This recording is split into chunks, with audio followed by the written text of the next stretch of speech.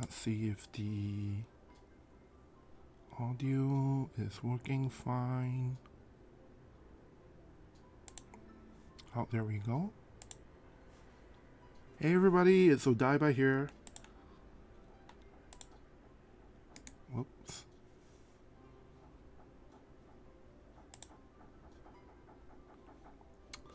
Okay, I'm just gonna take a moment to check the audio.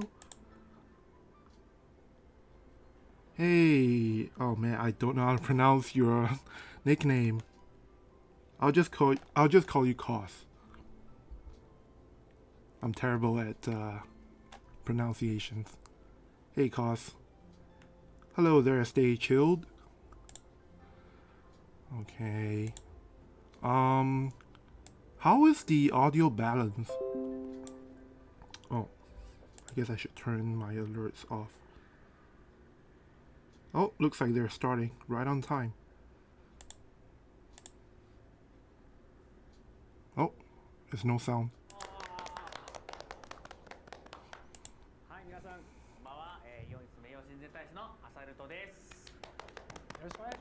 That's Asaruto.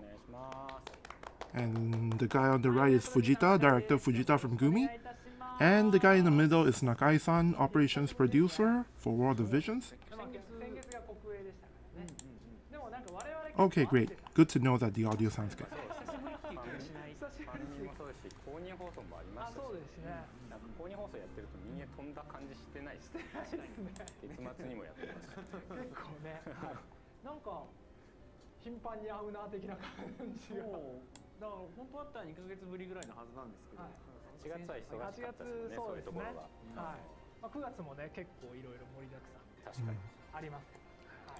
So they're just talking about September.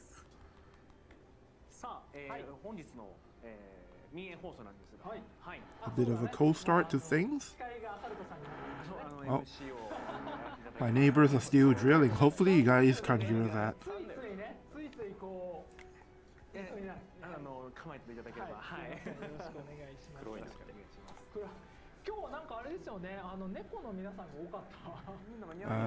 Apparently there are a lot of people in the chat who are making cat noises for some reason, like nia nia nia, typing that in the chat.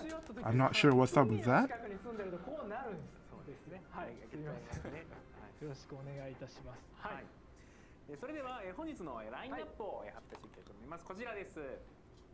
And straight away we're going into the menu for today's stream. Wow.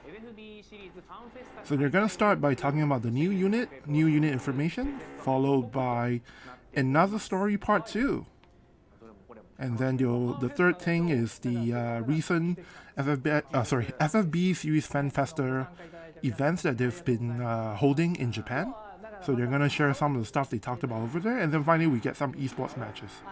Oh, you guys can't see my mouse cursor.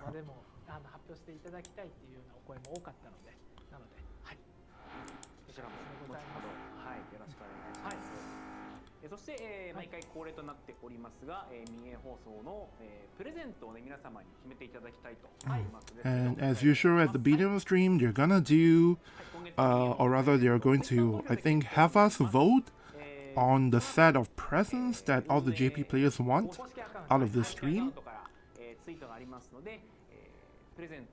Can you guys actually hear the drilling just now?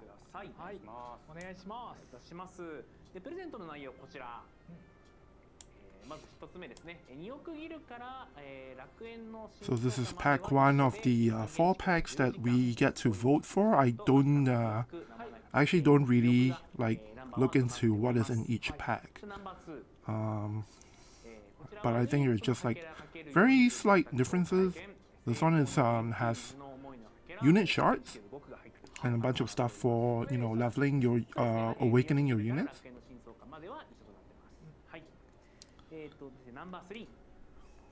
And this one is for vision card.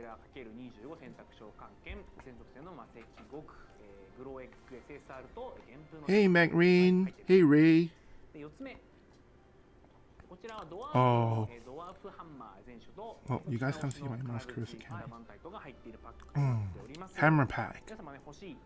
Dwarf hammers, smithing hammers. I want all of them. But we can only get one out of the 4 packs here.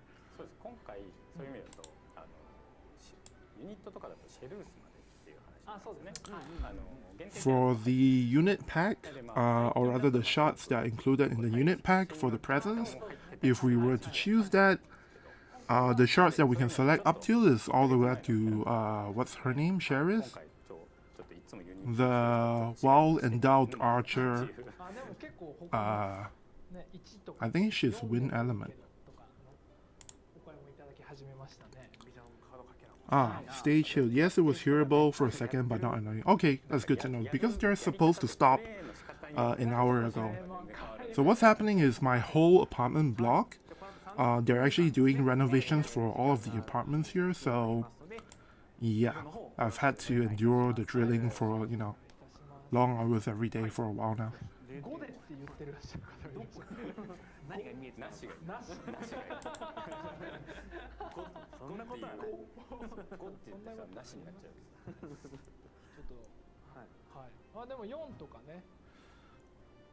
So you're looking at the voting on Twitter right now. Seems like a lot of people are voting for 3 and 4.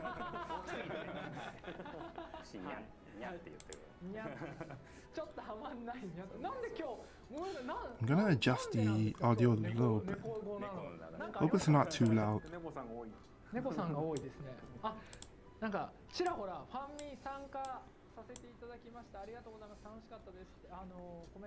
Let me know if the audio is now accidentally too loud or something, because I'm using a slightly different setup today. My Windows Surface Pro laptop tablet kind of broke down, like the screen is like not usable, so I don't have like a separate screen to actually view the stream from, so I need the audio this time to be louder.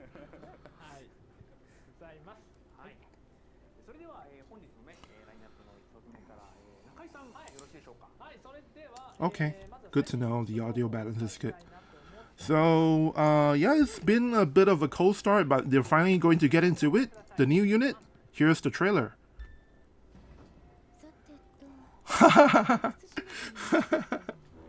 What?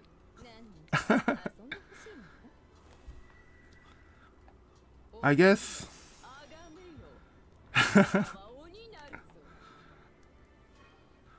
I guess I don't have much I need to do tonight, huh?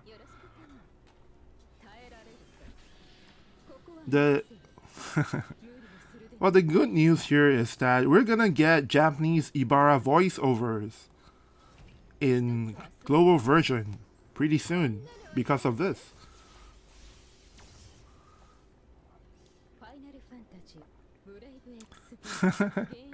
That is a little unexpected.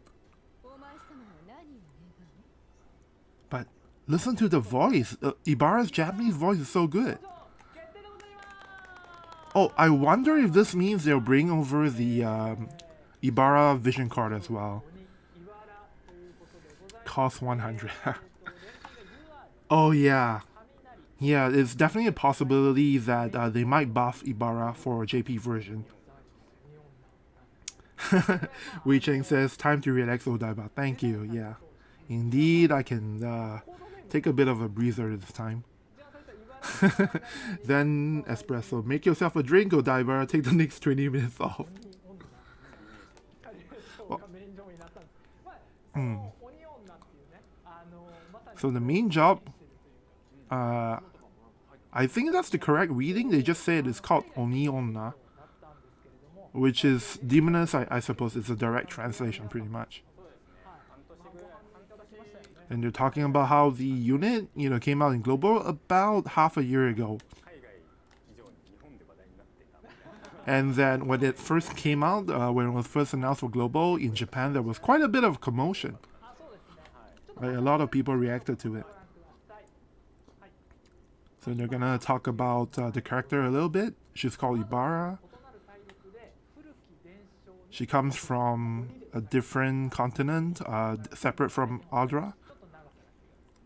And there's some history behind it, apparently. I'm not sure.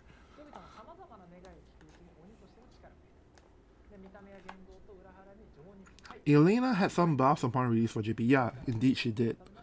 I think the most important thing is that Starlight Elena in JP version has two users of courage. So maybe they'll give something really good to Ibarra here too.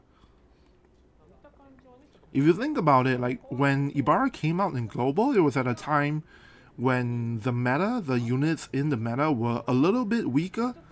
And then now in JP, there's been a little bit of a power spike, so I think in order to make her more attractive to JP users, they'll probably want to give her some kind of buff. Talking about how she has a good face, a good looking face, a very good exterior. Wow, there's actually going to be a sub story, apparently.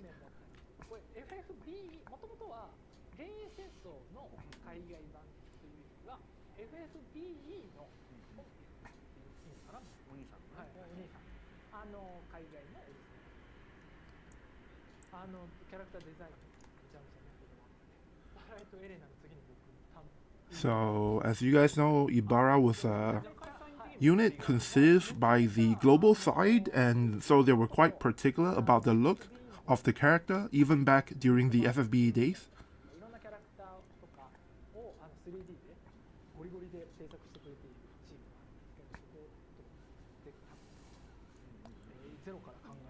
There's like a team, you know, obviously there's a team that makes all the 3D models for the game, and they, you know, worked pretty hard on this. And I think they're gonna share some comments from the chat. Oh no, they're not. They're just gonna go straight into the description of the unit. Let's see if there's anything different here.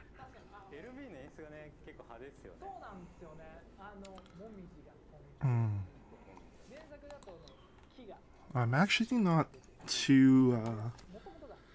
let me pull up Votive Calc on my phone real quick.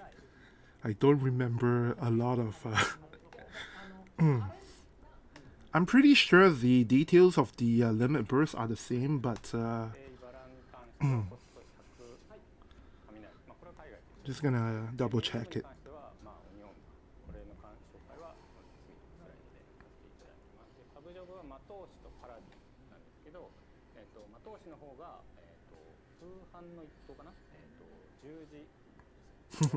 Brandon Mohan says, back to sleep. Well, you're not gonna want to miss what they have to say about another story part 2, which is coming up a little bit after this. And then they're gonna talk about Fan Festa. I think that may mean that they have some information that, you know, they only shared behind closed doors with the people in attendance at the Fan Festa. Maybe they'll share that with us today.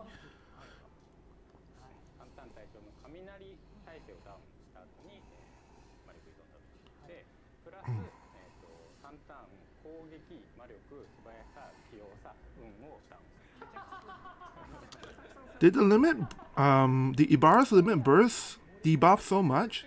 3-turn attack down, magic down, speed down, agility down, dexterity down, and luck down. Was this how it worked?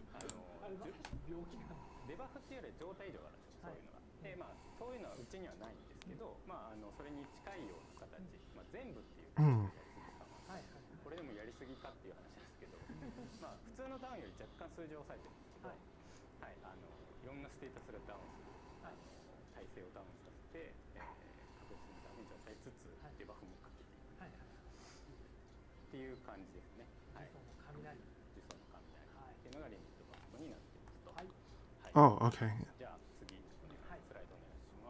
It's been so long, I don't remember. Let's see if there's anything different. Izayoi. This is Izayoi right here. This is the I forgot what it's called, but it's the buff for magic and area resistance. And then this is the what's it called?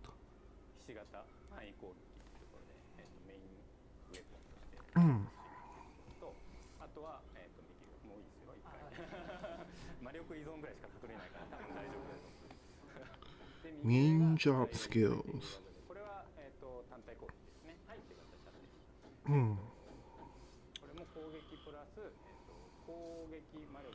So I think this is Wailing Storm, this is Izayoi, and this is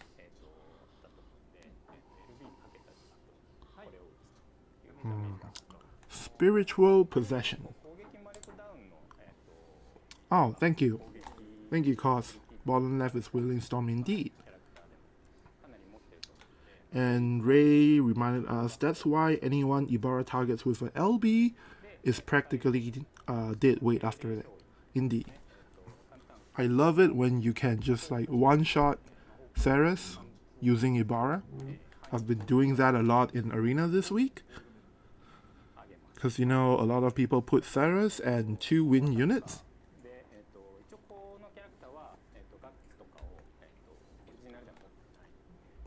Original Ibarra didn't have courage.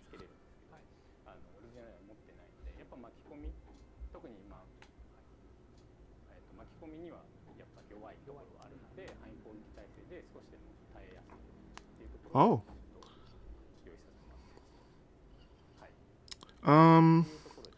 Spiritual Possession originally didn't have area resistance, but they're adding it to Spiritual Possession because Ibarra doesn't have courage. So this is change.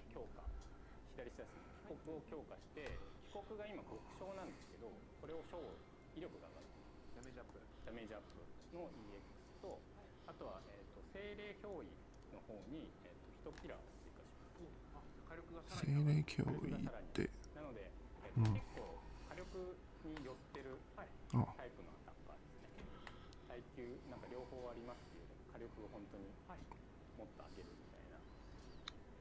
Okay, so the EX job buffs are the same for Wailing Storm and Spiritual Possession. This thing gets Man Eater and this thing gets more damage. The same. The only difference is Spiritual Possession in the JP version gets the area resistance.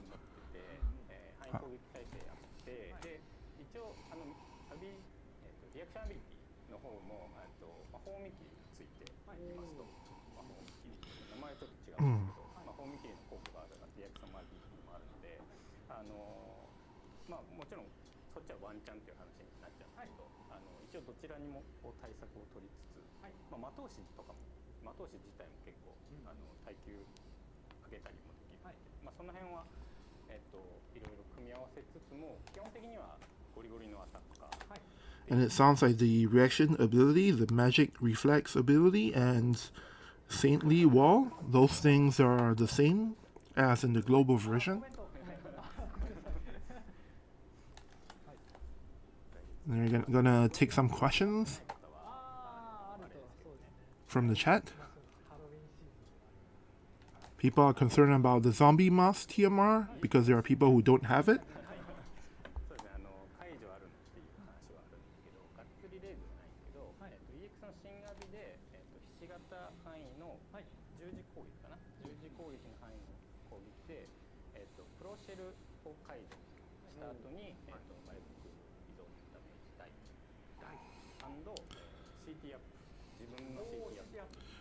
She has a skill that is like a plus sign AoE attack skill that removes Shell and Protect, and then it will give her CT up. Is that something we already have?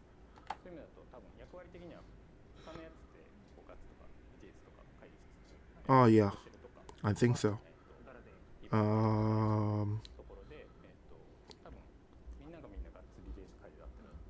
I think he's talking about Lightning Shroud, but the JP version removes Protect and Shell. CT up small.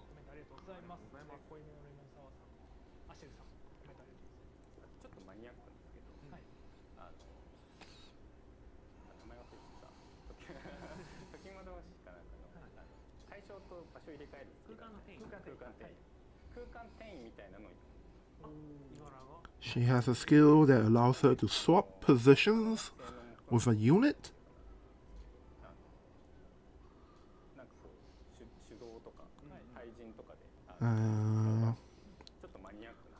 I think that works exactly the same as what we have. So no buffs to that, I think.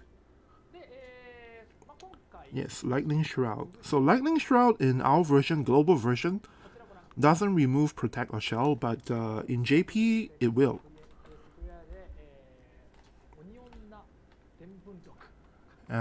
You can farm as many copies of I forgot what is this called in global? Ibarra's weapon, basically. And then this is the standard bingo board. So yay, in JP you get to collect multiple +5 version of the weapon.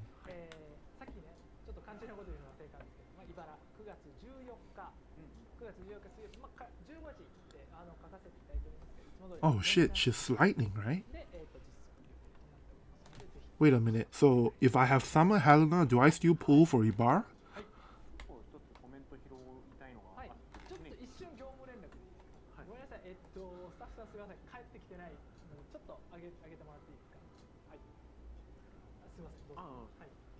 So you're gonna answer a question from chat? Hmm?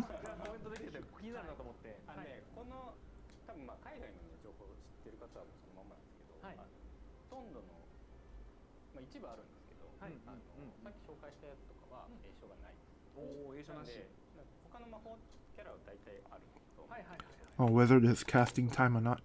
And nope, Ibarra doesn't have casting time for the most part.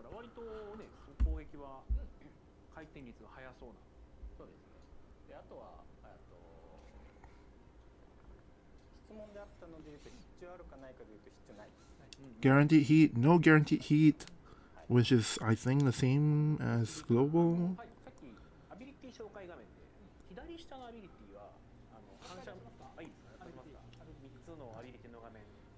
And they're gonna talk about reflectability.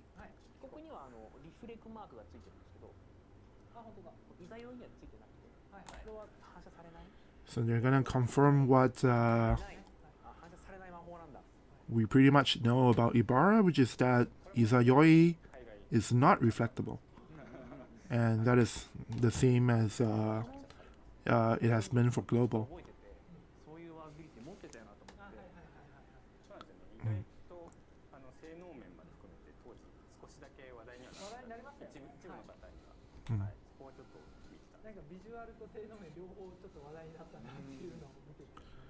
So they talked about how when Ibarra was released in global, there was quite a lot of talk and commotion and discussion about the unit, even in Japan. And of course, as you guys know, Izayoi at first, when it was released with Ibarra, it was actually a reflectable ability, and then they changed it, I think like 1 or 2 days after release.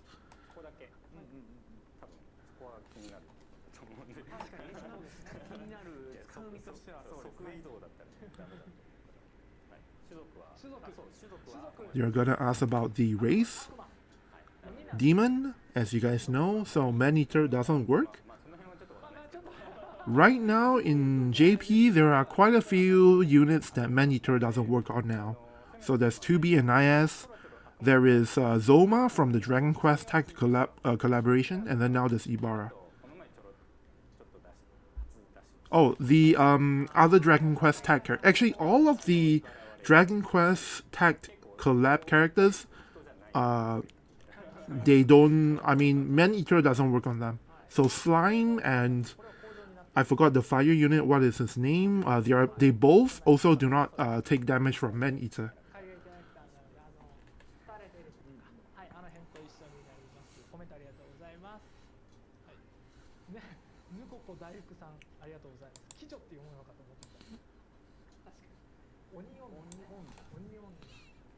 Hmm.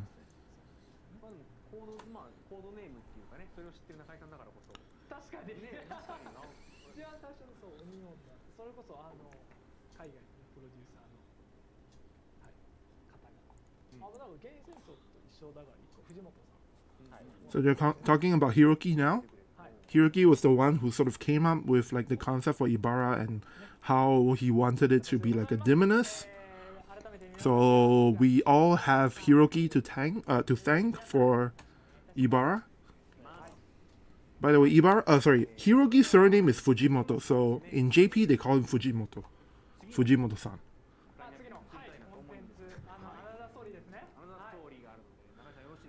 And there we go. The slow part of the show is already done. They're gonna talk a bit about Another Story Part 2 in just a bit. So previously they showed us a rough for Another Story Part 2 that had, you know, the new female unit. But now this time they're gonna share with us a little bit more information.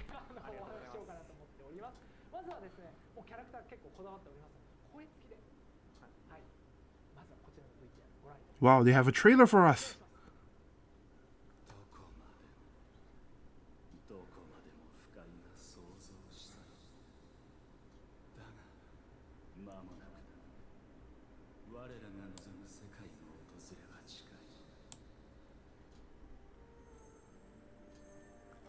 After the battle with Astrius, the far plane has returned to peace for the Crystal Warriors, but right now a new threat is about to emerge.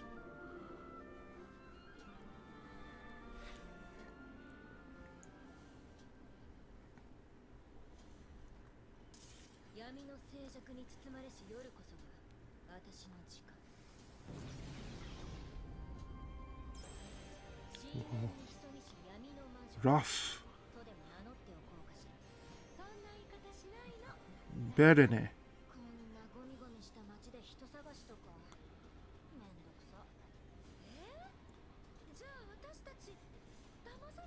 So you mean we got duped? So this seems like the bad guy.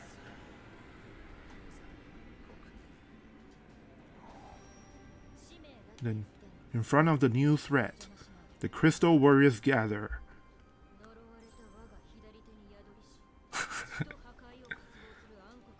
This character has a cursed eye. Time to be embraced by the dark. Void at the darkness. Oh wow.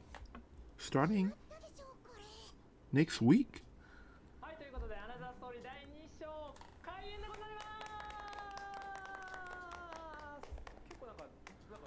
Oh yeah, come to think of it, that is the sort of release cycle for Another Story, right? Like in the middle of the month, they'll come up with they'll release the new story, the new chapter for Another Story, and then at the beginning of the month, they come out with the Crystal Warrior unit from the from the chapter that was just released.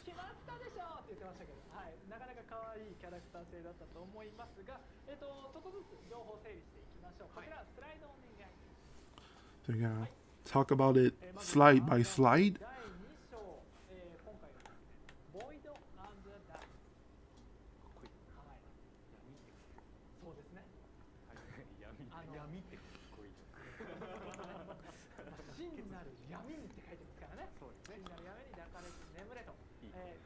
Water and Earth Crystal Warrior. Yeah, that seems... Well, you forgot the Dark Crystal Warrior.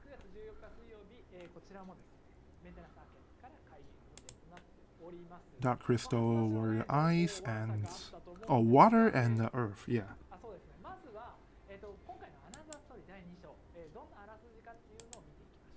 So we're gonna talk about the overview of the story.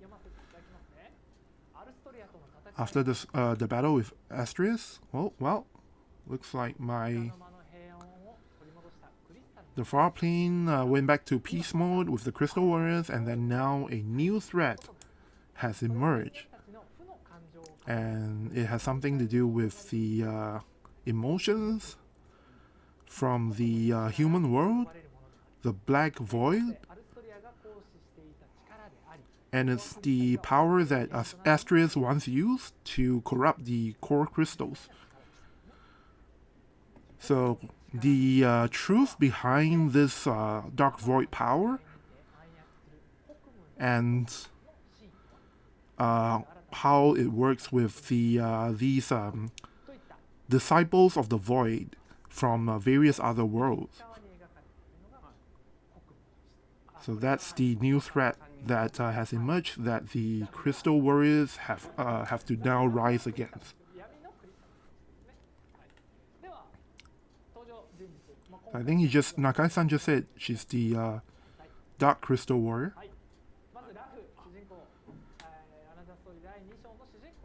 She is pretty much the protagonist of another story part 2.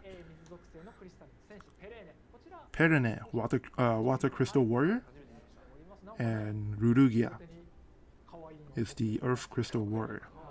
She's really cute, isn't she?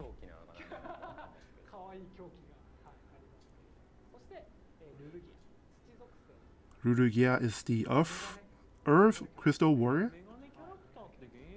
Glasses character.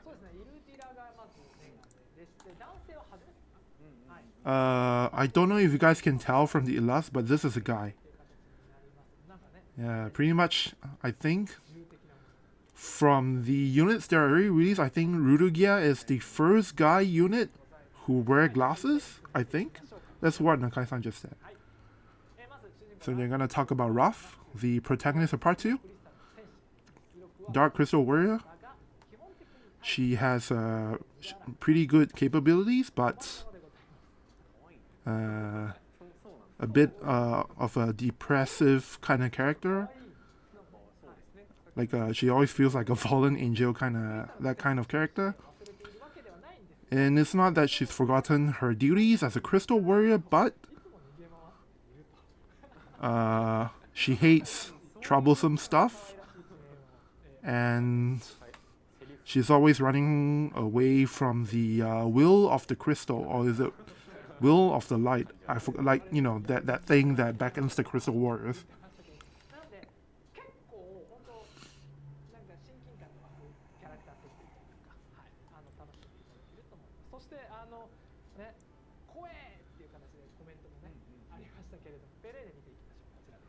And then the moment you've been waiting for, Perene and her description.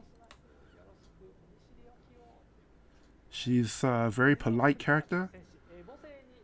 Water Crystal Warrior with motherly qualities. And she's always smiling and gentle, like a very... as Ruff's comrade, she's always treating her well, but from time to time,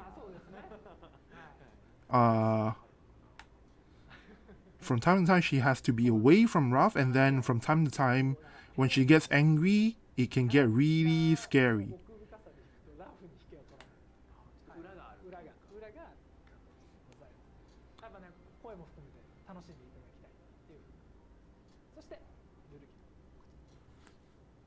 And this is Rurugia, Earth Crystal Warrior. Very what's the word? Straight face kind of character who doesn't change emotions or expressions, even in times of trouble or when facing tough enemies. He's a workaholic almost. But that's really just a side of him. Under his calm exterior,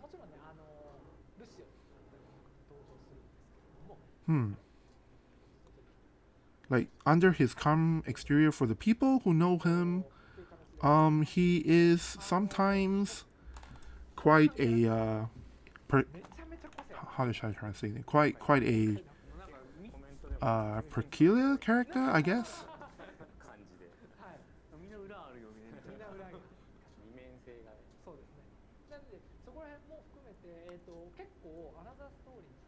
Like, he gives me vibes of Ranan, actually.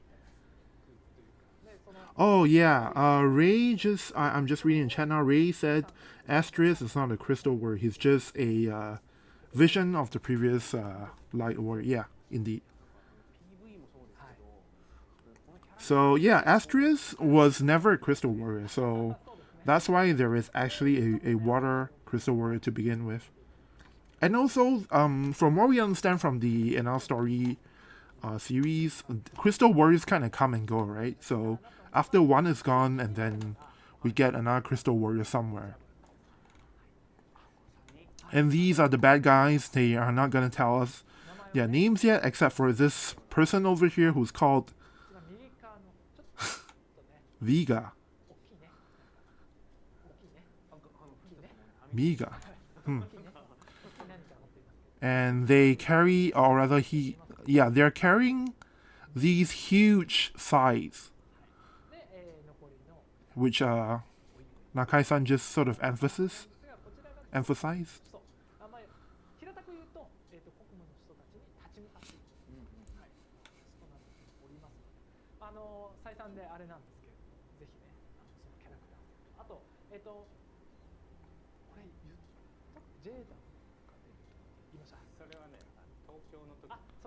Oh. Nakai-san just say, did we already say that Jaden is going to appear in another story part 2? And then Fujita-san said, actually we were planning to unveil and talk about that at Tokyo Game Show. So he forgot about it. But Jaden and some other characters will appear in another story part 2 together with some other characters like I think they just said Lucia. I'm not sure.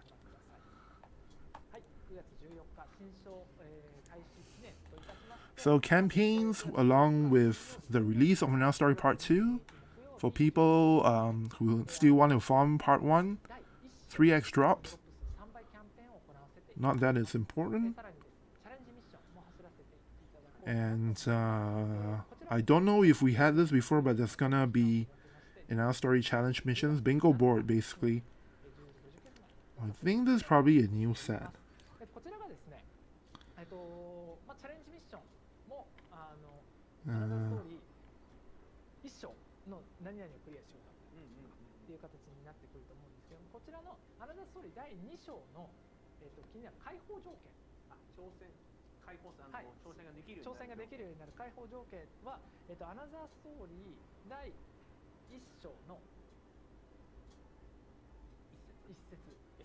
So to gain access to Now Story Part 2, you have to clear the first 10 quests in Now Story Part 1. So basically the entirety of Chapter 1, the part with June. After you clear that part with June, you can go straight away to access Part 2.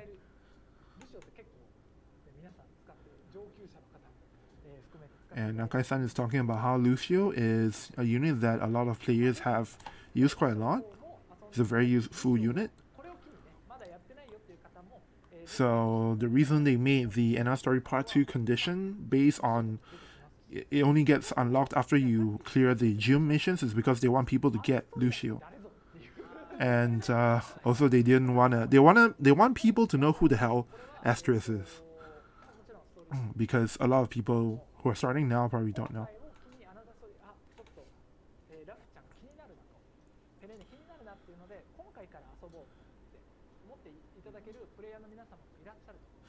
Asterisk, I think, is only revealed in like chapter 4 or chapter 5, right? So for people who just want to get to know Ruff right from the beginning, the new Dark Crystal Warrior Ruff, you can just go ahead and clear NR Story Part 1, Chapter 1, and then straight away jump into Part 2. So that's the kind of unlock method, or rather the reasoning behind the unlock method that they've made for Part 2. I like the dark dude with the axe. Oh. I think they're, I'm not sure if it's an axe. I mean, we couldn't see it quite clearly, but it seemed to me like all three of them were carrying some kind of scythe, you know, like a like a death god kind of thing, right?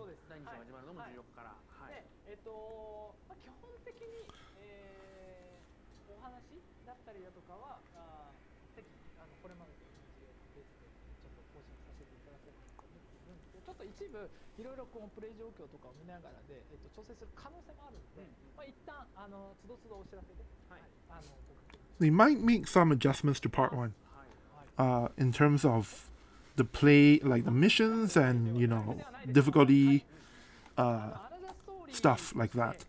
Also, this time for part two, there isn't like a free unit or.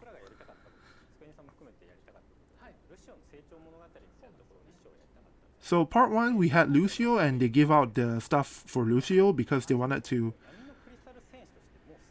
have this concept of the character growing up. But then for the Dark Crystal Warrior Ralph, it's a little bit different because she's already a Crystal Warrior. So it was difficult to sort of execute that kind of concept with the new protagonist of part two. So this time for Ralph, it's not a free unit. It's not a unit that will grow over time. At some point in the future, they plan on releasing Ralph as a unit that people can get.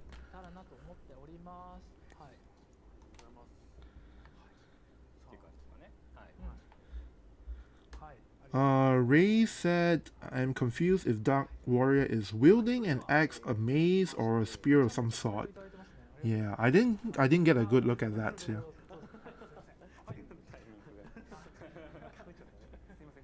But we'll know soon enough because she comes. Oh wait, the NR story part 2 comes out next Wednesday, so we'll be able to take a better look at her next week. And that appears to be all for part 2. For NR story part 2. So now they're going to move on to talk about the FFBE and World Division's Fan Festa 2022 events that have been held in, I believe, Nagoya, Osaka, and Tokyo.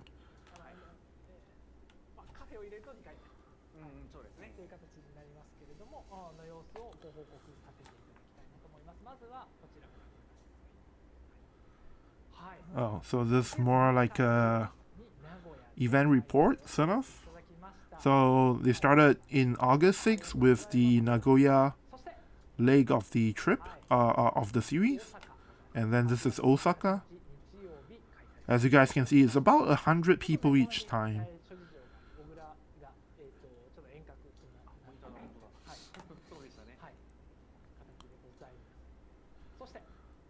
And this is Tokyo, which is, I guess, twice as many people as the other locations.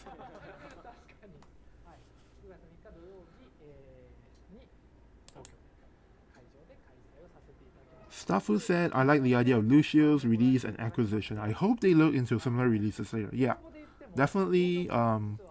It's quite interesting, but I guess this time it just didn't match the concept of the new character.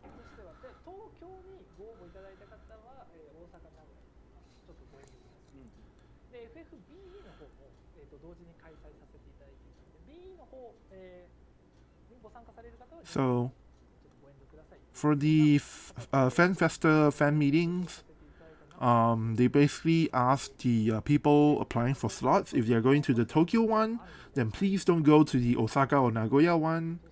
And then if you're going to the FFBE one, then don't come to the World Division one, so that more people can actually attend the event.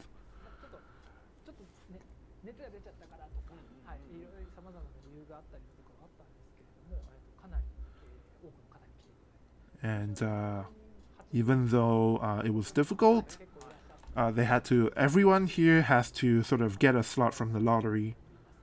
But they were happy to have so many people come out to it.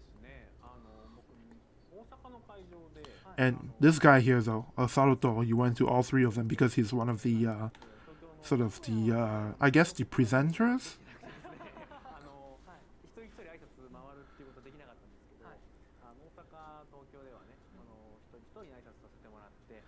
So Saruto personally went to like talk to like all the fans one by one in Osaka and Tokyo. He couldn't do that for Nagoya, but he did that for Osaka and Tokyo. So let's read some chat. Regis Ibarra says, to be honest, I thought the Dark Crystal Warrior is wielding a hammer, but I could be wrong. Hopefully it is a hammer.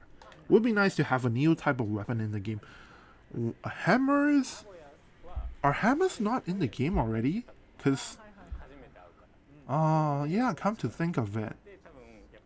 I thought there is some unit in World of Visions already that comes equipped with a hammer.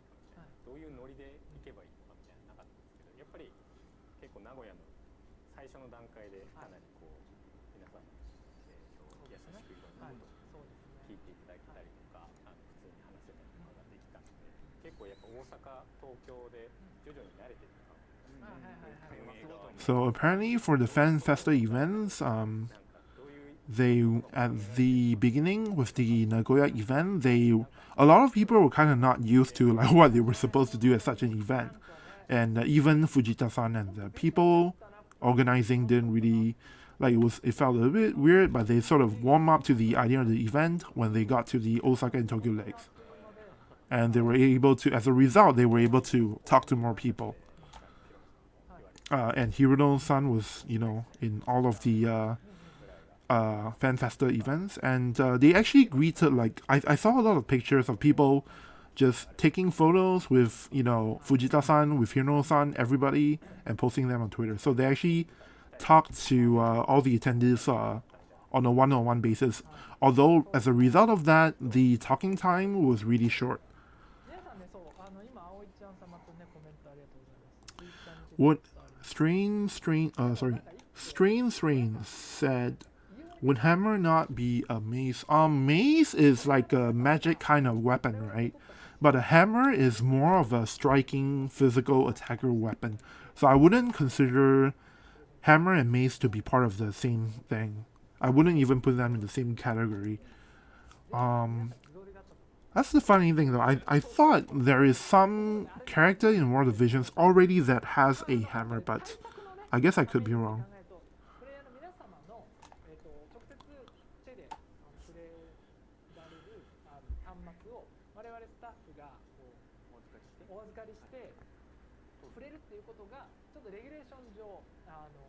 So they're talking about COVID measures at the fan events.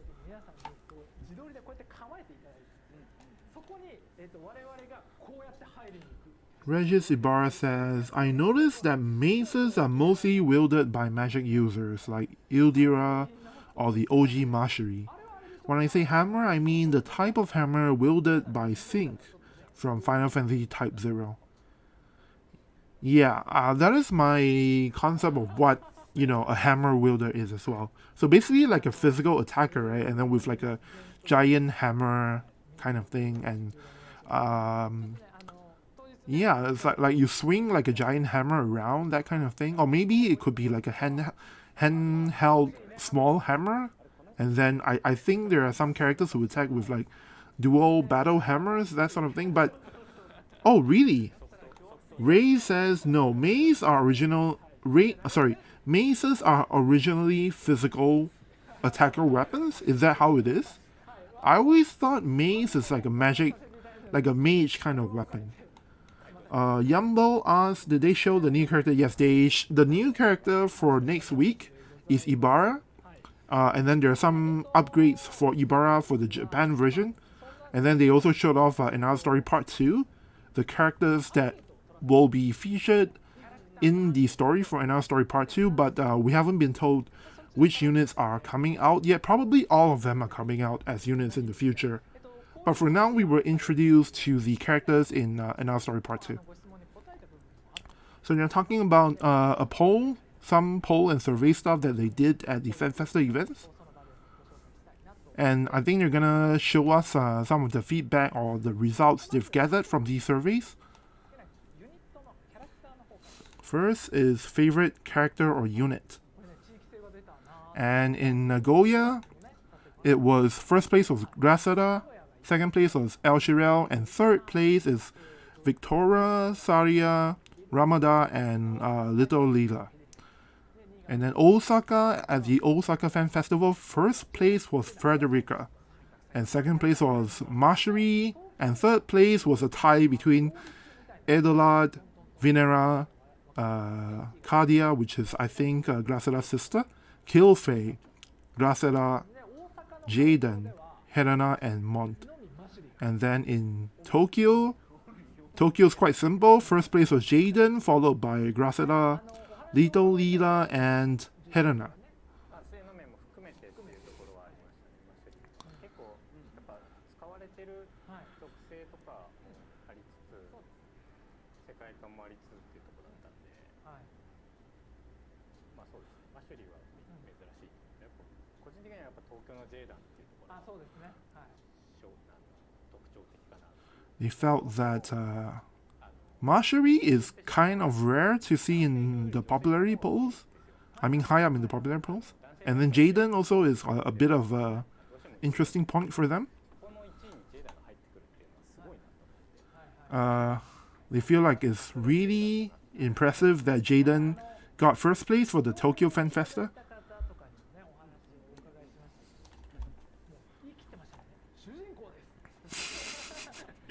Okay, so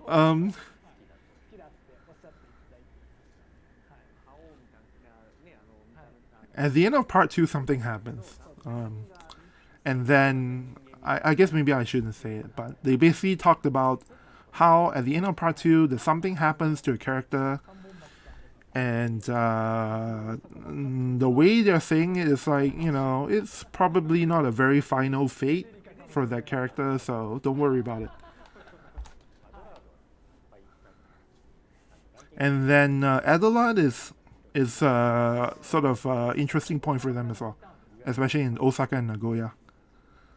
I guess because Adelard ranked so high for the Osaka venue, they talked about the new version of Adelard that they're working on. And what is this? Oh, what is the player's favorite type of content in World of Visions? For Nagoya, number 1 was battle system. Number 2 is FF series collaborations. Number 3 is story quests. Number 4 is the units, illustration and artwork. Number 5 is units, equipment and the building up units, equipment and Esports. And number 6 is guild battle. For Osaka, number 1 is FF series collaborations. Number 2 is guild battles. Number 3 is the illustration and artwork for units. Number 4 is interactions within guilds. Number 5 is battle system, and number 6 is story event. And then for the Tokyo Fan Festa, the player's favorite content in the game is number 1 battle system, number 2 guild battle, number 3 story quest, number 4 FF series collaborations, number 5 units, illustrations and artwork, and number 6 interactions within the guild.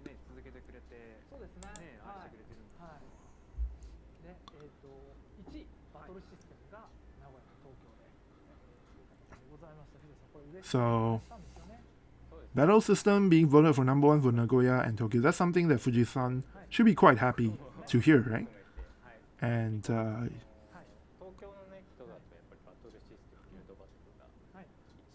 so he talked to the people in attendance.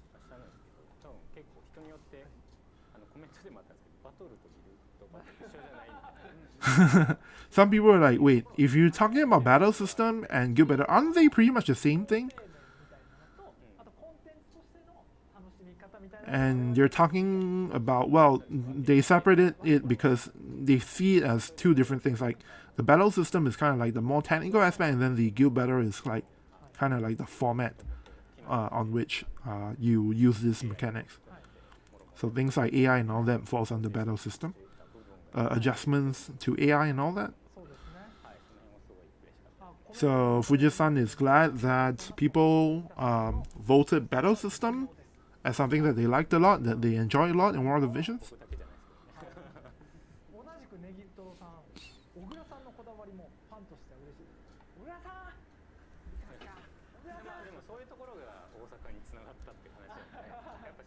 So Ogura-san, the one that they were waving to, is I think the person in War of the Visions responsible for the art stuff.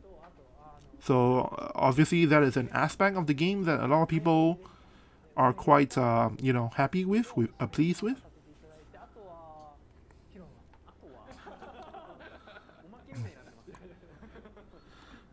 Reading the chat for a bit, I think. Didn't someone say something about Adelard? Oh, so Ray Joshua said, I believe they teased a new form for Adelard to be released near the end of the year, based on 100% in this video. Yeah, they did. So it's a new. They didn't show the outfit yet, but they said it's a new outfit for Adelard, and that the look for the unit is kind of threatening to people who don't know Adelard. Like for enemies, he looks really threatening, but for allies, they know how Adelard is. And then they said that this new look for Adelard will also have a hat.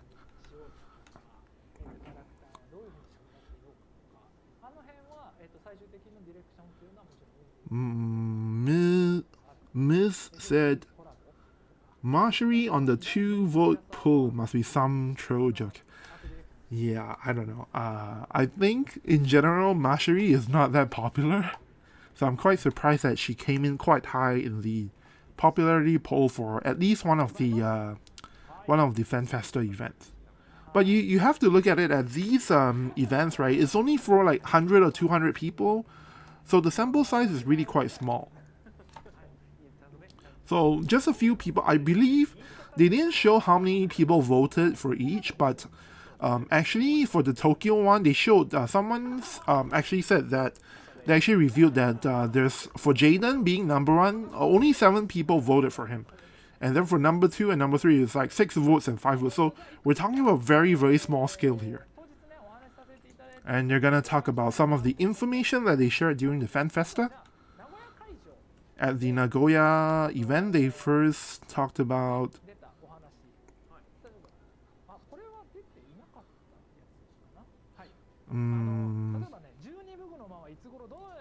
Chamber of Arms type of mode. When will it come out?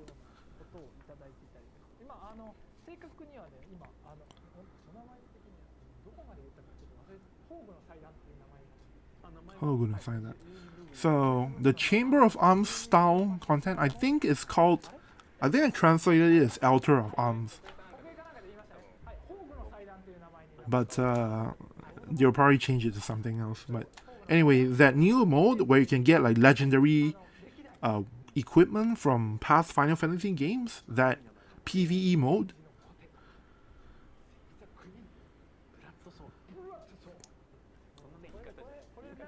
which has all these Final Fantasy weapons that he just talked about, Nakai-san just talked about earlier, like Blood Sword and all that stuff, which I'm not familiar with.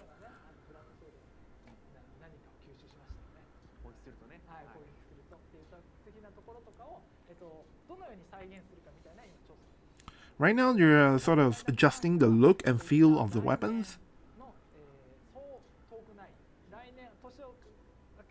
And the mode will be released sometime at the start of around the start of the next year. So we gotta wait quite a bit, at least a few more months, I guess. So the Chamber of Arms style PvE mode is coming out early next year. And the reason why it takes so long is because, they gotta get the look of the weapons right, and a lot of adjustments are needed. And then there's also the battle system in terms of like performance of the, in terms of the way that you go about unlocking the equipment as well. They want to make it more interesting. They don't want to just make it so that you just play the missions and clear it and then you get the weapon. But they want to, get a good flavor with the unlocking gameplay of this new PvE mode. So that's one of the reasons why we have to wait until next year, early next year, for the new mode to come out.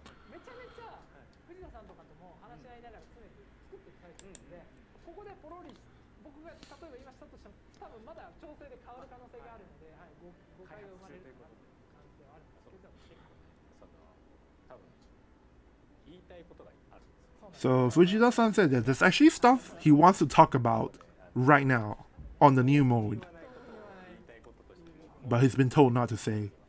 ぐらい、ちょっと面白いことがちょっと思いついたんで、面白いことを Nakai-san just thought of something interesting that he wants to share with us. 思い込めてる最中でございます。野口とかいろんな人たちに相談しながら、はい、っていうところ。 But it's something システム的に he has to discuss with Ogura-san, who is in charge of the creative aspects of the design. And then Fujita-san as well needs to, tweak with the mechanics more. 大阪会場とかでは、これはまあ藤田さんにお答えいただきましょうかね。ちょっと読み And then at the... I'll read the chat later. I'll read my stream chat later. But at the Osaka event, の繰り返しとなっており、今後新たなコンテンツを検討されていたりするのでしょうか。 this was a question about guild content. 会場だと小倉さんが回答いただいたんですけど、はい、Like, are they planning other stuff? いただいたような、それこそホームのサイトもそうですし、ちょっとギルドで新しい協力のコンテンツを作りたいなっていうところの、新しいそういう開発で入れる大きなコンテンツっていうのは、開発させていただいてますっていうところと、あとはちょっとプラスでじゃあいつものサイクルの中に入れるようなクエスト面でっていうところでいうと、例えばハグンセイロとか、Hmm? ちょっとずつ何かをチャレンジとかはしようとしてるんですよ。 So this question was about the guild content. Like, it kind of feels like it's always like the same cycle. Do they plan on adding new stuff to the cycle? Things like, other than guild battle, right now we have guild raid, right? So obviously they're working on the new sort of like a guild conquest kind of mode that he's previously shared with us details on. And then other than that, they're kind of thinking about some other stuff for guild content that they can put into the cycle. But for now, the big thing that they're working on is, of course, the conquest style guild mode, where you can cooperate with your guildmates to clear, like, this giant map of field with like bases to invade and clear. で、ヒロノが東京会場で言っていたのは、月刊漫画みたいなものを言ってた。はい。 And then Hirono at the Tokyo at the Tokyo Fan Festa said something about wanting to do something like a monthly manga style kind of content. 新しいことね、ちょっと入れて、チャレンジしてんなって思ったら何かしらの感想だったり、いただいて、それをもとにカスタマイズみたいな運営方針は、僕がね、運営プロデューサーになるっていうところも、運営でついているところもそこなんですけども、ヒロノね、が言ってると。 So Hirono kind of came up with the idea of like if they could do some kind of content that's like a monthly basis, like a monthly manga kind of thing, like a monthly story kind of thing. And basically Nakai-san, who is the operations producer, he took that idea and sort of, turn it into something that is feasible on an operations front. And so that's something they are trying to implement. So I'm not sure if that comment is regarding the Chamber of Arms or something, or if it's something new altogether. その前にね、ちょっと清高さんかな、コメントいただいてあります。リンクバースに関してはちょっと前の放送 With regards to Linkverse, which nobody cares. ヒロノからお伝えさせていただいたんですが、まずはちょっと優先すべきことがあるじゃないですか。 Linkverse, well, as Yunon previously said, there are other things that need to be prioritized first. 着手させていただこうと思っておりまして、今もろもろロードマップに努めてで実装させていただいて So Linkverse is something that's put on shelf. 根本から見直しをかけて In the future, they'll take a look at it again after they finish, doing all the stuff they need to do first. 東京会場、 And then at the Tokyo event, they talked about はい、僕がね拾いたかったですね。はい、東京でヒロノからもねお答えをさせていただいたやつなんですけど、セレクションクエストを攻略するため SSR 以下のユニットを育てている there was a question 花ですね。はい。 from players about SSR selection quests. To unlock the SSR units, to beat these selection quests, you need a lot of flowers, right? So is there a way, to lessen the stress on players on having to use all these blossoms on the SSR units?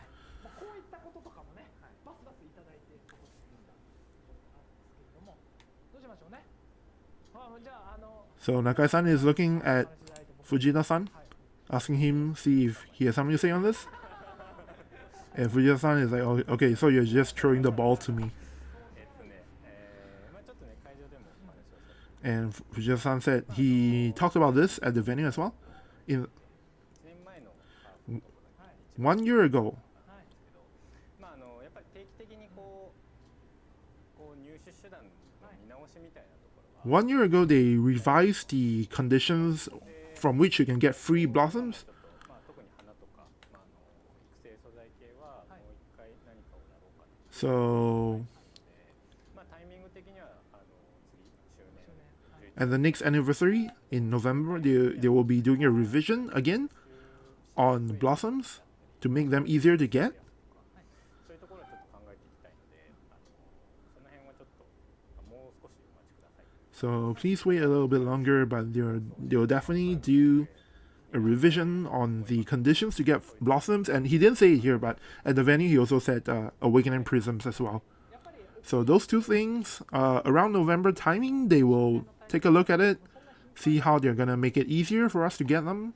まあ2.5周年の時に育成の大幅な緩和っていうところ And Nakai-san is adding now that at the 2.5 year anniversary, as all the JP players remember, they implemented a bunch of things like background farming and making it easier to get a bunch of resources, potions, energy potions I mean, and stuff like that. So other than that, like even now they are making preparations to sort of make it easier for players to acquire materials to raise units. まあその But they don't really have specifics to share right now.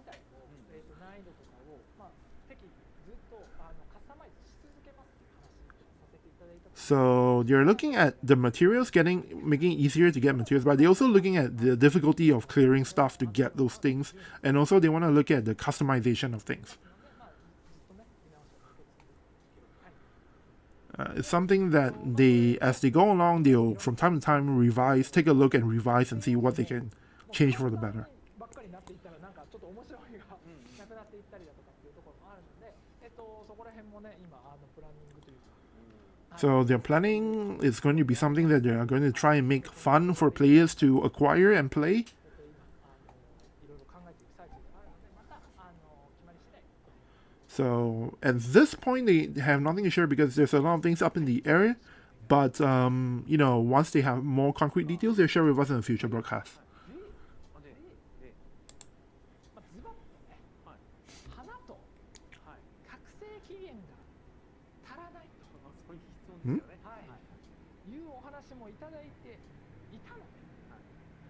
And since they talked about blossoms and awakening prisms, 放送での配布量とかもじゃあ次 Hirono mentioned that, well, then at the next official broadcast, which is now, you should just give them more than the usual amount to tide people over. それでちょうど今画面で言うとアサルトさんの位置にヒロノさんが座ってて So actually, right beside Asalto, Hirono-san is sitting to the left of Asalto, and he's just like glaring and looking at them from off screen. It's like a piercing kind of glare all the way to Fujita-san. And so they feel the pressure, the intense pressure from the staring from Hirono. っていうこともありますので、花に関して6個今回が今6個 So this time for the presents, 今 regardless of what we pick for the pack, pack 1 to pack 4, regardless of what we pick, we get 6 blossoms. こんな感じですね。 Here, there we go, 6 blossoms. 上が Normally they don't give that much, ちょっと違うんです。上 or rather 体力 we had to choose between blossoms or if we want something else. 1 but this time every single pack, regardless of what we choose to be the presents for this broadcast, these parts of the pack will change, but these parts will be the same. So no matter what we pick, we will get 6 blossoms, and that is a direct result of the question from the player.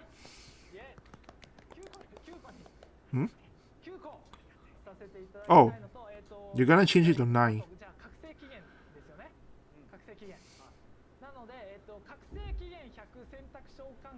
This here, they'll give us 2 tickets of the 100 Awakening Prism select ticket.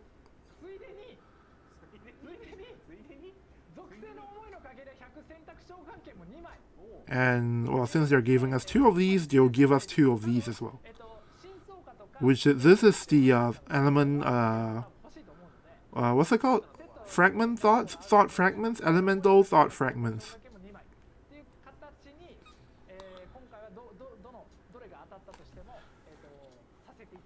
So no matter what the JP players pick for the presents, we are guaranteed to get 9 flowers, 9 blossoms, and 2 of the 100 Awakening Prisms select ticket, and 2 of the elemental thought fragment select ticket.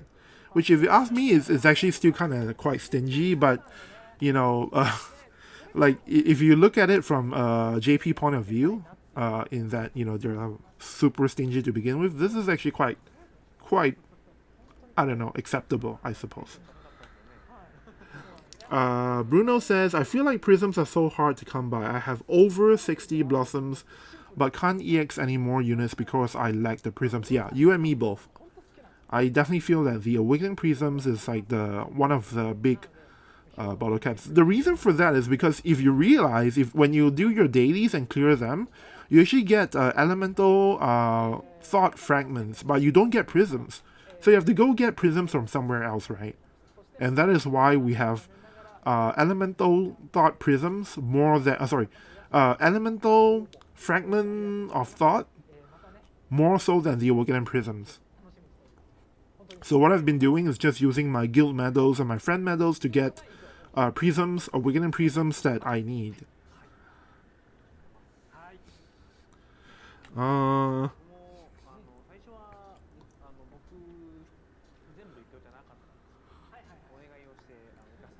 So it seems like they're not talking about anything important right now, so I'll read a bit more of the chat. Ryan says you will be forced to pull for the 3 steps of the 9-step summon. Yeah, I definitely think that is actually part of the plan. Like, the reason why it's limited this way is so that people will be more tempted to pull the first 3 steps of the 9-step summon. I do that a lot to get the the ticket of 300 Awakening Prisms. Like, for sure, that is one of the main ways to get your Awakening Prisms. Bruno says, yeah, and you need Prisms to upgrade the EX nodes too, not just for Awakening, yeah. So I think to completely go to level 120, you need something like, I think 500 plus 600 Prisms and 600 thoughts. Fragment of thought of fragments. Anyway, they're going to go to the esports broadcast part of the stream. As usual, it's a 3-man team tournament, and then blah blah blah. Map is Ruins 8, and then special rules. I don't really care about the esports broadcast. Usually, this part of the stream is when I'll take a look back to see if there's anything important I missed that I can talk about. But there's not that much to talk about this time.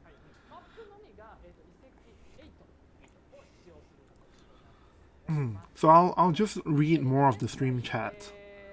I missed a lot here because I was trying to listen and translate, what they were saying about the Fan Festa, just in case they said something important. So I didn't read. I think I stopped at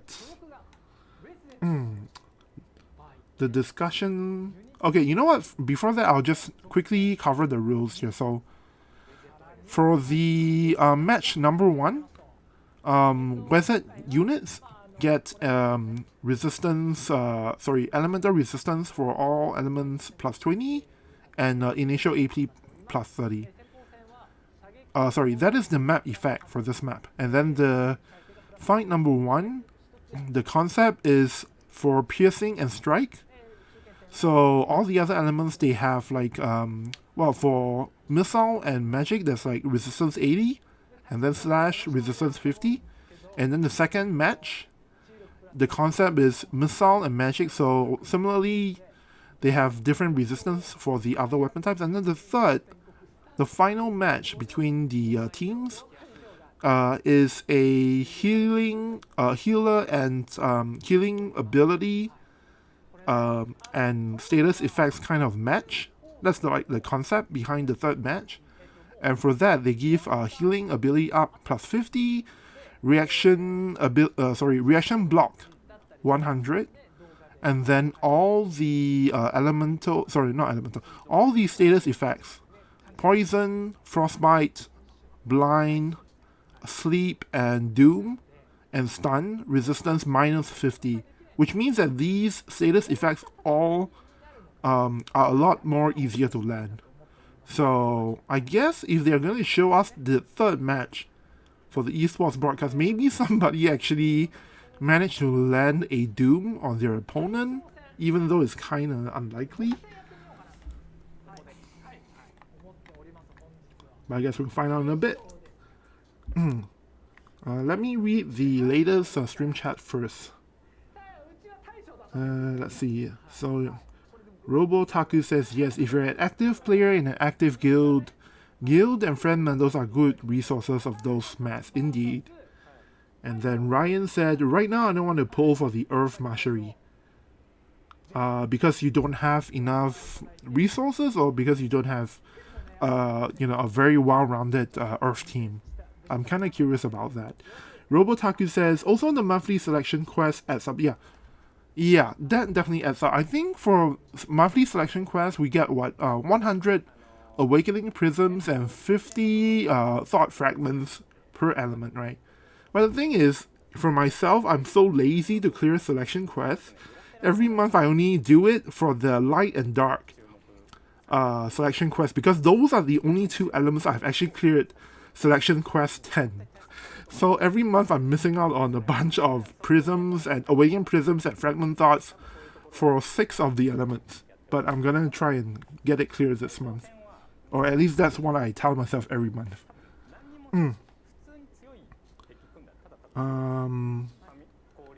Ryan also said, but I pulled for 3. Oh, okay. So this is with regards to... So Ryan didn't even want to pull for Earth Mastery, but he did it just for the 3 steps, just the 3 steps for the Awakening Prisms. I totally understand that feeling very well. And Stay Chill says, if you like prisms, you could farm the Old Key Abyss quest, since they have 2x drops and trade event medals in the mark shops. What do you mean the Old Key Abyss quest? I'm not too sure what you mean by that, actually. Right now they're gonna show like a concept match. On the left is a Salto, and then on the right is the promising newcomer Fujita D. I wonder who that could be. I wonder who. And so this is kind of a concept match that they've prepared to showcase, the rules for the esports match this time. And I think this is the fight number 3, the one with the status ailments and healing ability up. And just so we're clear, the person on the right with Queen Mastery is Fujita, Director Fujita. Earth versus Budget Dark. I've no idea what that team is. Joker and what?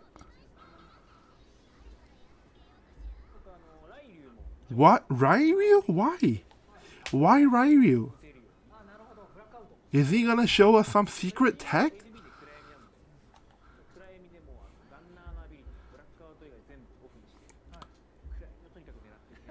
So Ryu has all of the gunner abilities turned off except the one that gives blindness.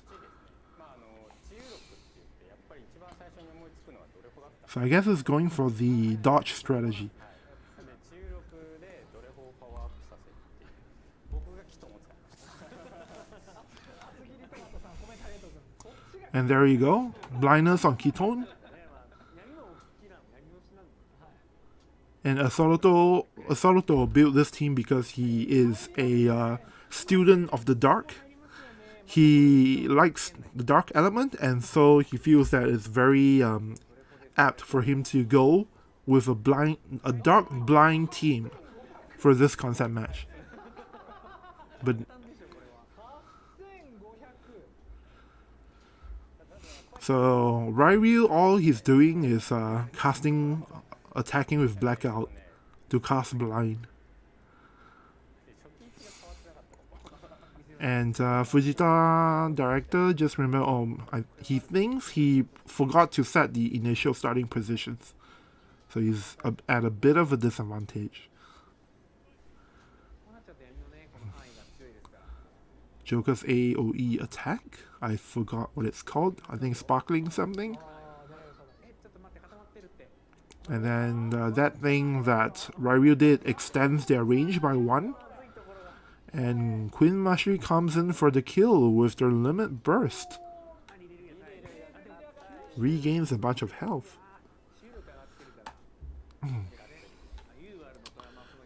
Oh, okay, so Bruno was talking about the far plane archives. I guess he could use that to get a bunch of awakening prisms and the elemental thought fragments. But if you already redeem them in the past, you don't get them again. So that's the thing.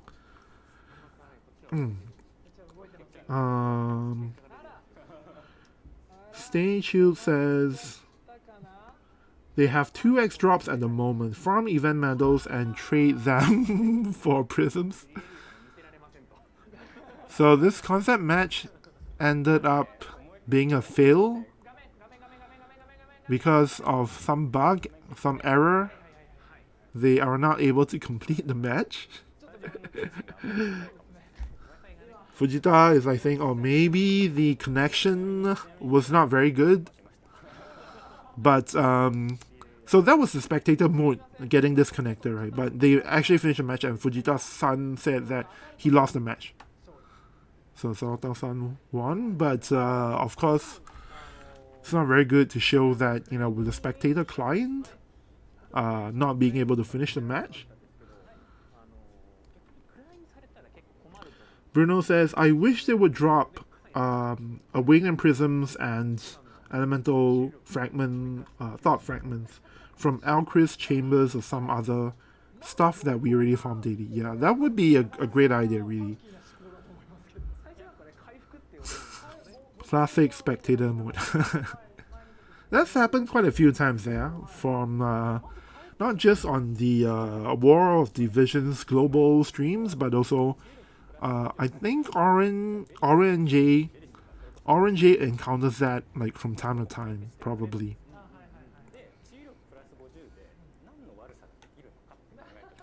So Vishnu-san is talking about the concept of his team because there was a healing ability plus 50. So he was like thinking how to take advantage of that, and that's why he came up with this team using Ketone's Drain Force.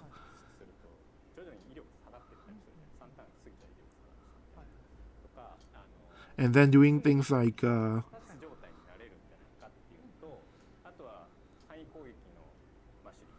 Mashiri and Oberon with their AoE attacks. And Mashiri especially can absorb a bunch of damage to recover her HP. So that's what he wanted to show for the concept match. Oh, and he's talking about the Euro TMR as well, which lets you absorb HP from your attacks for 3 turns. So, Oberon has this attack that attacks like 2 squares forward and 5 squares wide. And using that, you can keep stunning your opponent with the rules of this match this time. because I think the status ailment for stun, the resistance is like -50, so you can stun a lot. Hans Pals, welcome to the stream. You didn't miss that much this time. At the start of the stream, they showed that they announced that the new unit coming next Wednesday is Ibarra, which, as you know, is a global first unit. That when she comes next week to the JP version, will have like 2 or 3 buffs. Very tiny buffs. Not really that important. Excuse me. And then they showed us another story part 2. They show us the general story structure for it, or rather the plot for another story part 2. They showed us the new characters that will make their debut with another story part 2, the Dark Crystal Warrior Rafu, and then the Water Crystal Warrior, who is this beauty, and then there's a Earth Crystal Warrior, who's a guy with glasses. So now they're talking about the TGS live stream next week on Saturday, exactly 1 week from now, but in the afternoon. This is, I believe, 3 hours before Global Reset next week. And I will be doing a live stream for this as well. So if you guys remember last year, they actually did a TGS stream as well, but back then, it was really a stream meant to introduce War of the Visions to new people who are not already familiar with the game, so there was not a lot of new information. The only thing we got out of last year's TGS stream was the illustration for Halloween Frederica. But for this time at TGS 2022, I think they announced already that they're gonna show us some new info, including, I don't actually remember. I think the Conquest mode, the Guild Conquest thing, or was it some other thing? They're gonna show us some new info for like one of the play modes. And then earlier, I think they said that they talked about, oh, they already shared it now. So originally they planned to showcase, or rather announce at TGS 2022, that Jaden will be making an appearance in another story part 2, but they already accidentally said it on the stream earlier.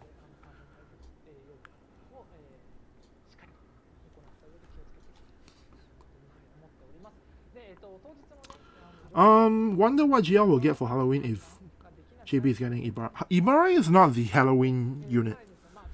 The Halloween unit is, they already said it at one of the Fan Festa before. So maybe some of you guys already know, but the Halloween unit is Lucia. And Halloween Lucia is more or less confirmed to be coming next month, in the middle of October for JP. So most likely we will also get Halloween Lucia in Global at the end of October. Or if they're gonna do the story thing like they did with Summer Helena, then the global version team, maybe they'll make a new Halloween unit just for us. I'm not sure about that.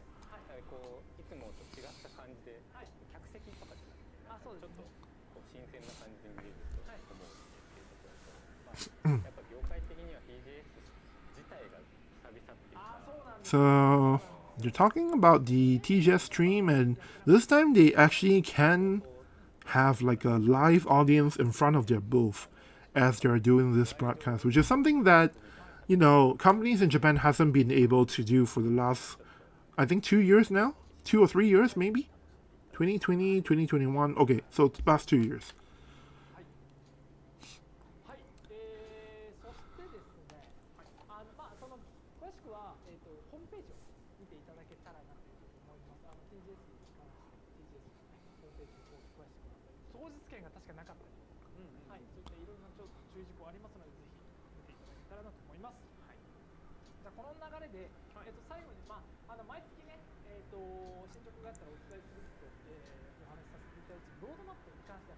So they're gonna so every month so far they've sort of recapped on the roadmap. So they're gonna show it to us again this time, but actually this time there isn't any progress to report on. But for people who forgot, another story is coming next week.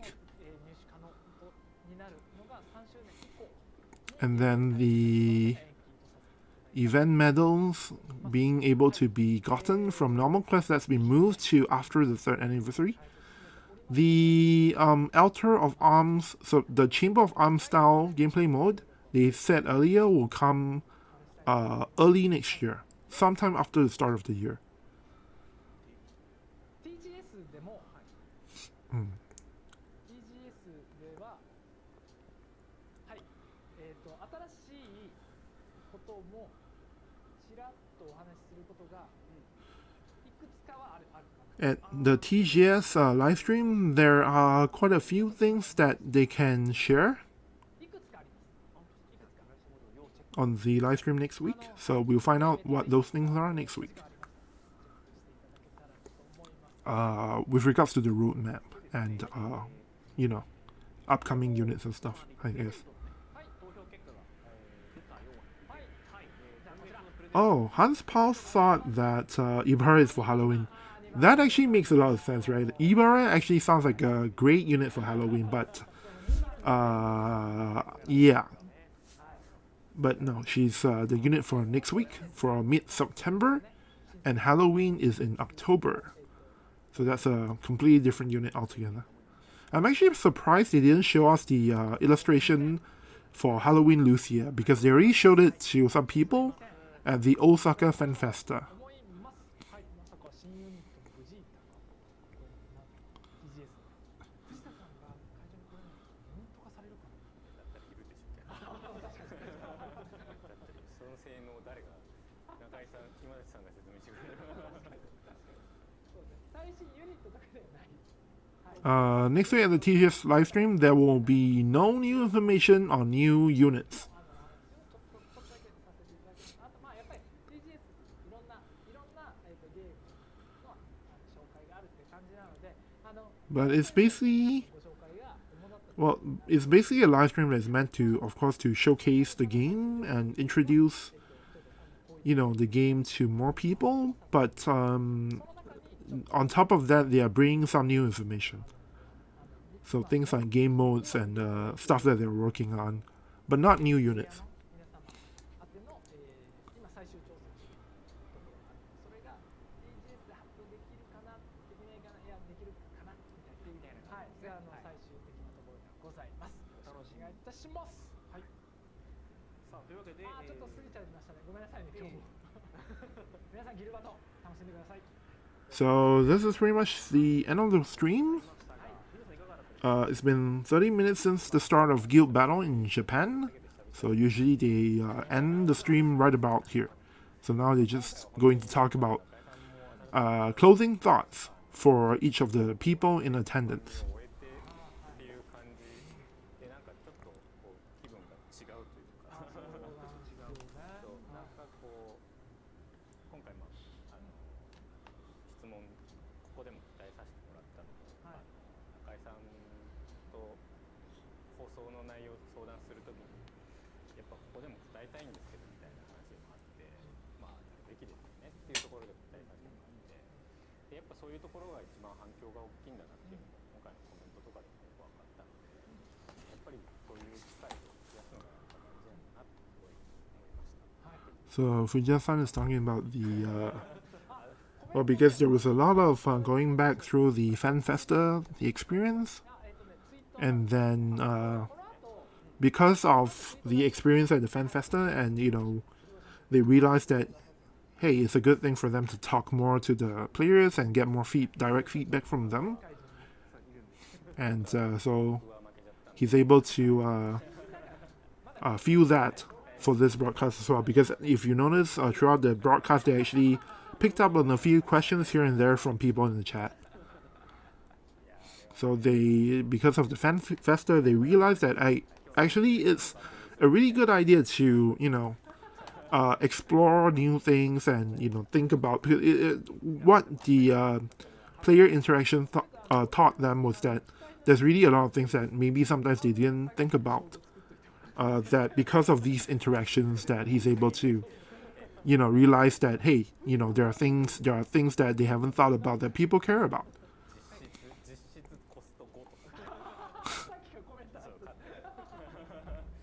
And they're making some joke about units with cost 5, but I don't know. I kind of miss the front part of the joke. So, as for Saruto, this was the first time he heard the name of the new protagonist for Another Story Part 2. She looks really interesting.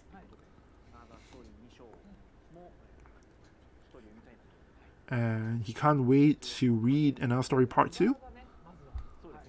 And then Nakai-san reminded him that, well, before that, you know, Ibarra is coming out on the same day.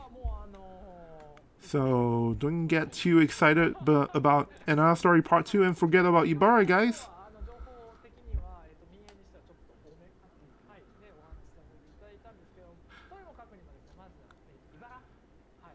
So for now, Ibarra is a unit that a lot of people on the team really enjoy working on. In terms of quality, a lot of people, you know, have commented that Ibarra looks kawaii, and the art, the illustration, and the 3D model is quite high quality. That they really like it. So it's something that he hopes people will, you know, check out. And for the exact details, please wait for the in-game notices.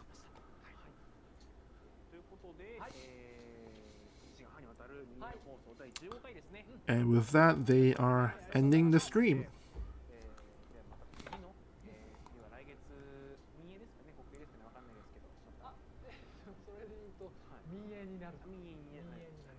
So because there's not that much information this time. Was there a lot? Not a lot, right?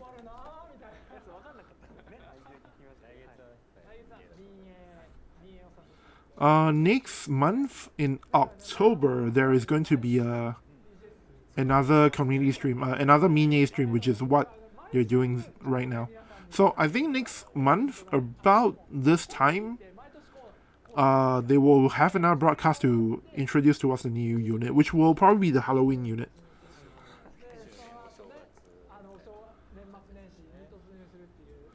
Earlier, someone mentioned about Adelard's new costume, if that might be a New Year unit. Frankly, I doubt it. They didn't say anything on that end, but all we know is that Adelard is going to get a new version with a new outfit, but probably not a New Year thing. So we'll find out as we get closer to its release, I suppose.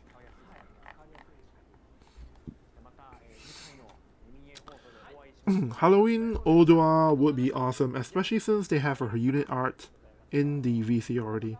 So I mentioned this earlier, but it's pretty much confirmed for JP at least. The Halloween unit is Halloween Lucia. But if you enjoy the artwork for Halloween Odua, I think you're not going to be disappointed for Halloween Lucia because her outfit is kind of like a witch kind of outfit. Okay, so that is the end of the stream. Let me just read out any final chat that I missed out on. Imagining, Ms. said, yes, imagining the funny lines she can say cursing opponents would be fantastic. Odua's VA is genius for comedy. Yeah, that would be actually really fun to watch. And Gianluca Toto said, I was expecting a VC Barracks. That's something probably not going to happen for a while because I think for global version at least, the conditions for getting vision card shots is actually very simple. So I don't think it's something that they would implement. For JP, it's a lot stricter, but still it's not something that I think they would consider implementing. Ms. also said PC client is all I need for this game. I think the global version staff did mention that they're working on possibly releasing a PC client. So maybe that's something on the global side of things, not JP though. So it's something that I don't know when it's coming out, but I remember they did mention it. So maybe in the not too distant future we get something like that. And then Bruno also said, isn't it too much to launch Ibarra and a new crystal word together? 2 cost 100 and same time feels too much to me. Or did I misunderstand? You misunderstood. The released next week is for 100 cost 100 Ibarra, and there is no new Crystal Warrior being released. It's only the story portion. And now story part 2, the first chapter, is being released next week. So if you remember, for Now Story Part 1, what always happened was in the middle of the month, they would release the story chapter first for people to play and, familiarize themselves with the characters and stuff like that and the settings. And then at the start of the next month, in the first week, that's when they release the Crystal Warrior. So chances are we're going to follow the same pattern for Now Story Part 2. Mac Rain, thanks Odaiba. Are you going to pull Ibarra?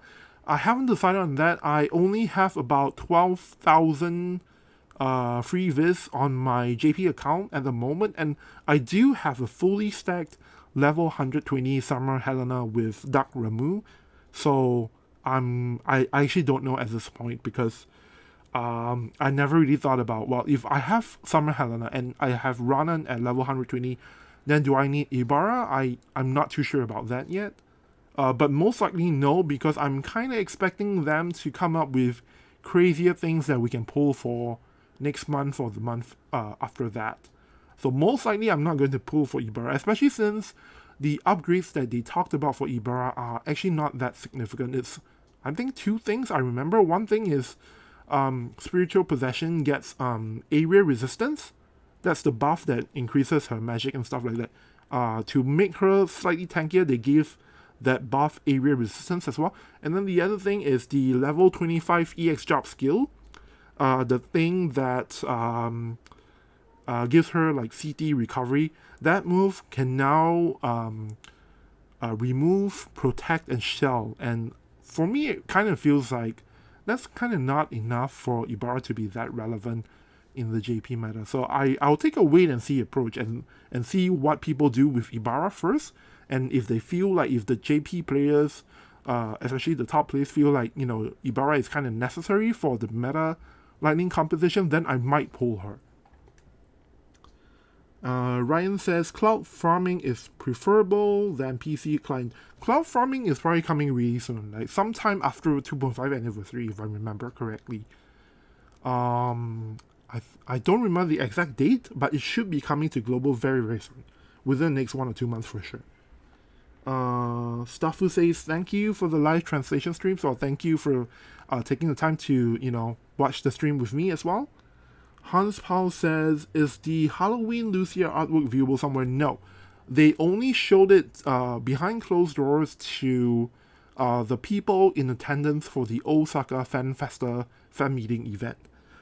So only about 100 or so people saw the sketch, and it's a rough sketch. It's not like fully done yet, but they showed it to the people there, and apparently they didn't get a very good look at it, because the person who told me the details for Halloween Lucia said that he couldn't 100% see the design fully, but he remembered a few details, like she has a witch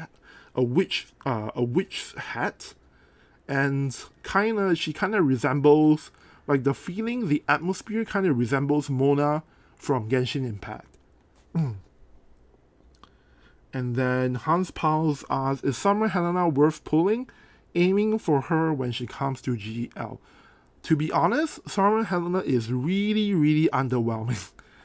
At this point, as a for the global version, as someone who pretty much pulls all the good units, myself, I'm still not sure if I want to pull for Summer Helena in the global version. She is really underwhelming for a number of reasons, for AI reasons, for ability reasons, and a bunch of stuff. And even right now, so last month's Guild Battle map is a close range map, and then this month's Guild Battle map is a far range map, a mid to far range map. And in both cases, in these two very different type of maps, Summer Helena has so far not been pulling her weight. Like, she's the type of unit that if you put in your lightning team, maybe you can do well for one fight, and then for your second Guild Battle attack, or second Guild Battle defend, sort of Summer Helena just like runs out of resources. And overall, my impression of Summer Helena is like she's kind of bad. Like, honestly, the only reason I pulled for her was because I'm already knee deep. Like, I already had like I think 1,000 medals, and because I was so underwhelmed by the Dragon Quest tag collaboration because I didn't have the Evade vision card in the JP, so I couldn't really rock Pizarro because he's an Evade unit. And then for the other unit, Zolma, my Ice team isn't that great, so I didn't really need to pull for anything in Dragon Quest tag collaboration. So I decided to end up using some of my Viz to just go and pull the rest of to pull to PT for Summer Helena. That's the only reason I did it. But honestly, she is not a very good unit, especially when you compare her to Summer Jaden. Summer Jaden is like a meta-defining unit who is super good, like an S rank, SS rank kind of unit, and then Summer Helena is like A rank, B rank at the most. So that's what I'll say about her. What else did people say in chat? Okay, so I want to mention also for Summer Helena. So my thoughts on her as a unit right now is based on the JP version of the game. So the one thing I don't quite know yet is if she will have a lot more synergy with Esther, and I guess Ibarra is coming to JP, so we'll pretty much be able to figure out if there's any kind of synergy between her and Ibarra. But for me, I think the big question mark is whether or not you could put Esther and Summer Helena in a team and put a third unit and make them super strong. That's the one aspect that I'm not quite sure on yet. So maybe by the time she comes to the global version, maybe she becomes better. But for now, based on what I know about the unit and the game in JP and global, I don't think she's anywhere near a must pull unit. I don't think she's a good unit at all. She's a decent unit, but just kind of underwhelming. And then Ryan said, witch hat, she'll be a witch. Yeah, Halloween Lucia is a witch. I'm really very excited to see the final design for that. Miss said, thank you for the live translation stream, and Ryan, thank you very much. Okay, so I guess that's pretty much all the chats. I'm not sure if I missed out on anything, but yeah, that's pretty much it for this time. Thanks everyone for watching the stream. Because there's not that much information being shared on the JP stream this time, I don't think I'm going to make a recap video. Not too sure about it. Probably not going to make one. But what I'll do is I'll just go and, it's not a lot of information. So for the people who came in late to this live translation stream, I'll pretty much put up most of the key information in a Reddit thread in just a bit, because there's really not that much to talk about to begin with. Yeah, that's all from me for today. But next week, 7 days from now, at I think 3 hours before reset, they are doing a live stream from Tokyo Game Show, and I will be back doing a English translation stream for that. So hope to see you guys next week, I suppose. All right, see you guys around. Thanks for dropping by. I'm gonna end the stream now.